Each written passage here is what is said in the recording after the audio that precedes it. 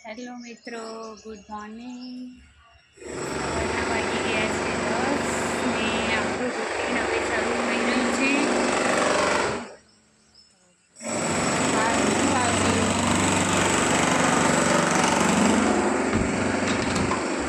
કામ ચાલી રહ્યું છે તો અવાજ પણ વધારે છે. તો શું બેટા, સફરજન ખાવું છે તો હવે વેરિયન સફરજન આપીશું. હા આપું. હવે અમારો જ્યુસ ને નાસ્તાનો ટાઈમ થયો છે. હું ધૈર્ય બે નાસ્તો કરીશું. ધૈર્ય સફરજન ખાશે ને મેડમ સંતરાનો જ્યુસ પીશે. આપું.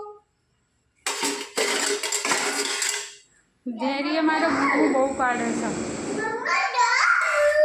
હા મમ્મી આપે. આ છે ધૈર્ય. ધૈર્ય સાયકલમાં બાંધી રાખ્યું છે એટલે કે એ ભાગી જાય. હા આપું બેટા.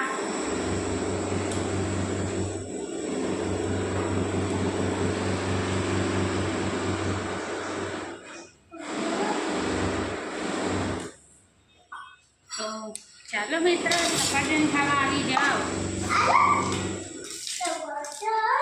હા સફરજન આપું તને. હું ધૈર્યન સફરજન છોલીને આપું. તમે લોકો કઈ રીતે આપો છો કોમેન્ટ કરજો.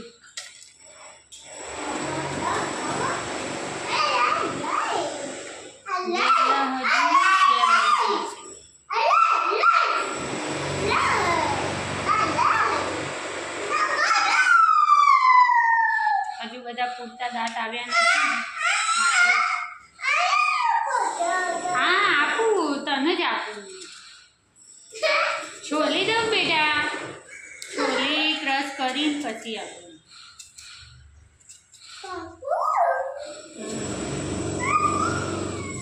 તો મિત્રો, મારા બ્લોગ કેવા લાગે છે તમને મને કહેતા રહેજો, કમેન્ટ કરતા રહેજો. હા સફરજન આપું તને. કાપું તો ખરા ને, કટિંગ નહીં કરવાનું પછી તું ખાઈ શકું.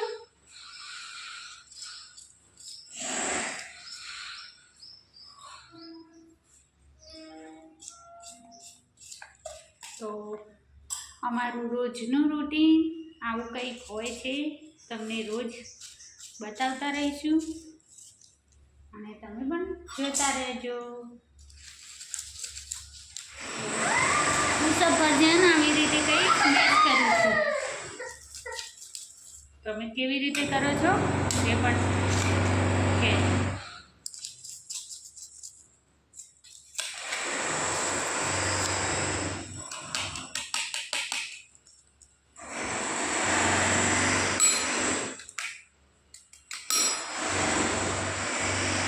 ઘરનું તો સારું કામ થઈ ગયું છે. બધું પતી જ ગયું છે. તો ખાલી ધૈર્ય નાહવાનું બાકી છે અને નાસ્તો, પછી બપોરનું જમવાનું. અમારા રૂટીનમાં દિવસે હું ધૈર્ય બે જ ઘરે હોઈએ. એના પપ્પા જોબ પર જાય છે. હા બેટા આપું. સફરજન આ વખત કંઈક કડક આવ્યા છે.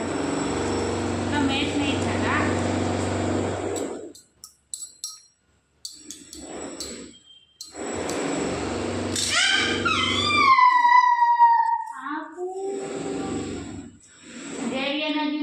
બાકી છે હે ને. આજે બહુ મોડા ઉઠ્યો તો ધૈર્ય.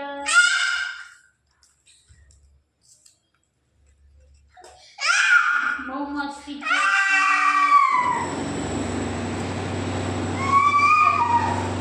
ધૈર્ય મારો બહુ મસ્તીખોર છે. એને જલ્દી જલ્દી કંઈક ખાવાનું હોય ને તો આપી દેવું પડે. નકર પછી ને ગુસ્સો કરો. હજુ નાનો છે છે, સમજણ નહીં પડતી એટલે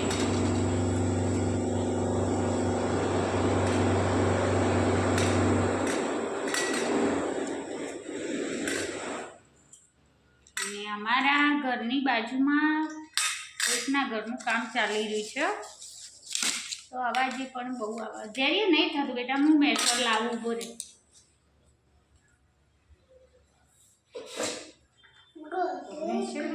ક્રશરમાં કટ કરવું પડશે સફરજન.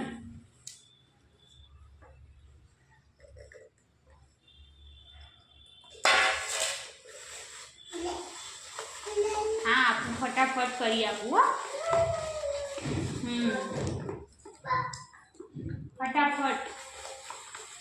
ફટાફટ ધૈર્યને આપી દઉં હો. શું થયું લા? હવે ધૈર્યને બધી સમજણ પડે છે ને. લા બહાર આવ્યો. બહાર આવે તો કહેવાનું, ખાવામાં કાકરી આવે તો કહેવાનું, બધું જ બોલવાનું. હવે ધૈર્ય બધી સમજણ આવી ગઈ.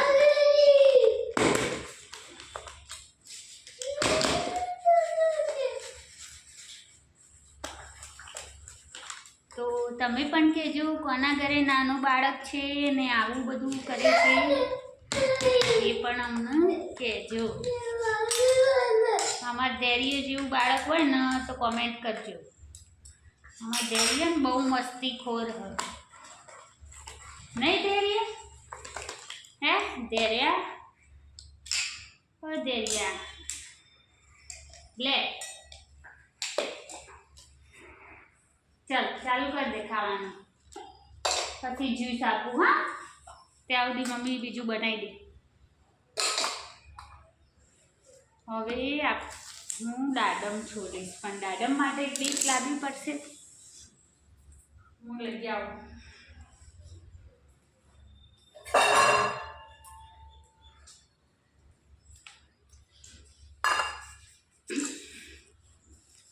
તો આ મારો રોજનું રૂટીન છે. 10 વાગ્યાના ટાઈમમાં જ્યુસ પીવાનો.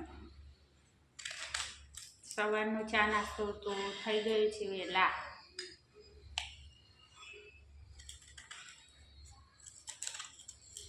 પછી ધૈર્ય નાશે, પાછું દૂધ પીશે, પછી ઊંઘી જશે અને પાછું ઉઠશે એટલે ખાવાનો ટાઈમ હશે. તો હું નવા બ્લોગ ચાલુ કરી રહી છું. કેવા લાગે છે? ખાઈ ગયો કે ખાઈ જા? આ પતાઈ દે બધું, આ બધું પતાઈ દેવું પડે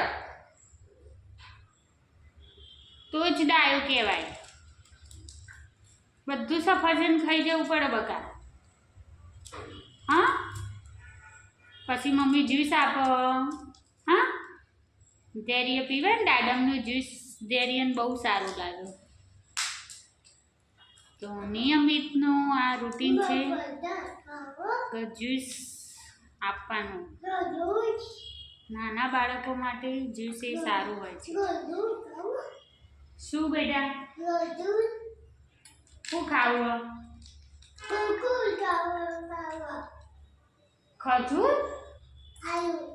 ખજૂર આવું? પણ આ સફરજન ના ખાધું. હું આપું બોલ? ખજૂર આપું. જ્યુસ પી લે પછી ખજૂર. હા આપણે હા નિકામાં જઈએ પણ આપણે નીની કરી લેવાની. પછી જો મારી વાત સાંભળ, પહેલાં જ્યુસ પીવાનો, પછી નીની કરવાની. ધૈર્ય ને કપડાં સુકવવાની ગોરીને ફેરવે છે.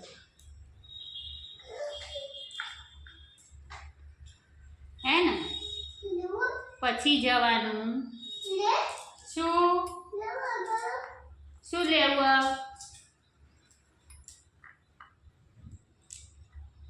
ધેરું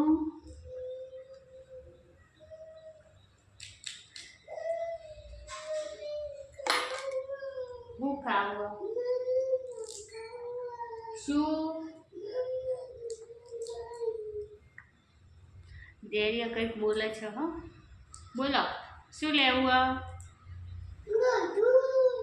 ખજૂર ખાવી હે, પણ ખજૂર તો તું ચો ખાઈ શકે? પલાળેલી નહીં, આખી ખજૂર તો તને અપાય ને. એ દાંતમાં ભરાઈ જાય, પણ તને કાઢતા તો આવડતી નહીં. હે ઈકામ જઈએ ને, જ્યુસ પીને પછી ઈકામ જઈએ. ડેરીએ નવો હિંચકો લાવ્યો ને તો હિંચકામાં બેસવું.